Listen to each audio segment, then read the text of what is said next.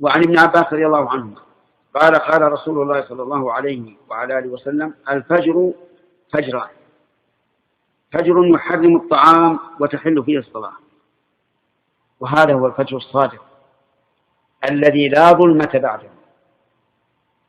تحل فيه الصلاة يعني صلاة الصبح، ويحرم فيه الطعام على من؟ على الصائم. وفجر تحرم فيه الصلاة أي صلاة الصبح، ويحل فيه الطعام.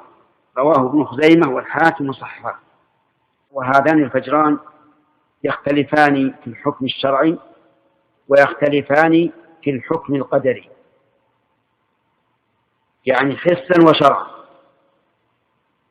الفرق بينهما حسا: الذي يحرم الطعام إنه يذهب مستطيلا في الأفق، وفي الآخر إنه كذنب السرحان يعني الذئب. كلوا واشربوا حتى يتبين لكم الخيط الأبيض من الخيط الأسود من الفجر، فمتى تبين وجب الإمساك،